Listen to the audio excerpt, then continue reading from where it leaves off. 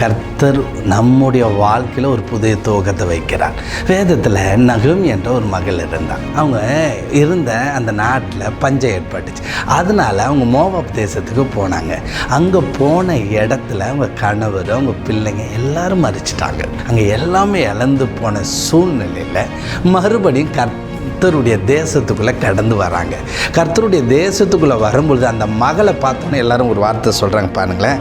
அப்படியே இருவரும் பெத்தேல் மட்டும் நடந்து போனார்கள். அவர் பெத்தேலுக்கு வந்தபோது ஊரார் எல்லாரும் அவர்களை குறித்து ஆச்சரியப்படி இவள் நகோமி என்று பேசிக்கொண்டார்கள். அதற்கு அவள், நீங்கள் என்னை நகோமி என்று சொல்லாமல் மாறாள் என்று சொல்லுங்கள். நல்லா கவனிச்சு பாருங்கள். அங்கே பஞ்சம் நடந்தது, எல்லாம் நடந்துச்சு. ஆனால் அந்த பஞ்ச காலத்தில் ஒழுங்காக அந்த இடத்துல இருந்திருந்தா கர்த்தர் மறுபடியும் அந்த தேசத்தை ஆசீர்வதிப்பார். யாரையும் கர்த்தர் கைவிட மாட்டார். ஆனால் இவங்க அவங்களுடைய சுய இதில் அவங்க கிளம்பி போயிருந்தாங்க. போயிட்டு மறுபடியும் எங்கே தான் வராங்க? இங்கே வராங்க. இங்கே வந்த உடனே அந்த அம்மா சொல்லுது, என்னை இப்படிலாம் சொல்லாதீங்க, நான் கசப்பா சிறுமப்பட்டு எல்லாம் வெறுமையாக வந்திருக்கிறேன்றார்.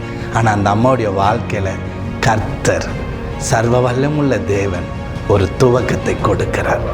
துவக்கத்தை கொடுத்து ஆசீர்வதிக்கிறார். முடிஞ்சிருச்சுன்றதில் அவங்க குடும்பத்தை கர்த்தர் துவக்கிறார்.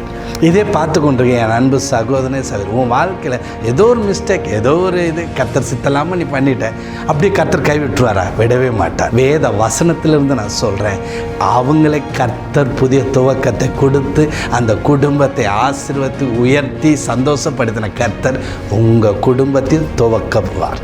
இந்த வருஷம் அந்த துவக்கத்தை பார்ப்பீங்க. உங்களை உயர்த்தி உங்கள் குடும்பத்தை கர்த்தர் உங்கள் பிள்ளைகளை பிரபலமாக்குறத உங்கள் கண்கள் பார்க்கும். ஒரு புதிய துவக்கத்தை நீங்கள் பார்ப்பீங்க. இந்த நல்ல விசேஷமாக நாளைக்கு மதியம் 3 மணிக்கு நம்முடைய ஜேசுவை விடுதலை மையத்தில், அதாவது புது வருட வாக்குத்தத்த கூட்டம் நடைபெறுகிறது. நீங்கள் இந்த கூட்டத்தில் கலந்து கொள்ளுங்கள். உங்கள் வாழ்க்கையில் ஒரு புது துவக்கத்தை கர்த்தர் உண்டு பண்ணுறதை நீங்கள் பார்ப்பீங்க. அதனால் நீங்கள் அன்போடு உங்களை நான் வரவேற்கிறேன். இப்போ நம்ம ஜேசுவை குடும்பம் மற்றும் இதை சப்ஸ்கிரைப் பண்ணியிருக்கோம், இல்லை புதிதாக பார்க்குற நீங்கள் அனைவரும் இந்த கூட்டத்தில் நீங்கள் கலந்து கொள்ளுங்கள். மிகுந்த ஒரு ஆசீர்வாதம் அது உண்டாகும். ஒவ்வொரு வருஷமும் நம்ம முதல் ஞாயிற்றுக்கிழமையில் இந்த புது வருட வாக்குத்தத்த கூட்டத்தை நடத்துகிறோம். நீங்களும் வாருங்க. பெரிய ஆசீர்வாதத்தையும் மகிமையும் வசனத்தின் வல்லமையும் நீங்கள் பெற்றுக்கொள்வீங்க. கர்த்தர் உங்களை ஆசீர்வதிப்பார்.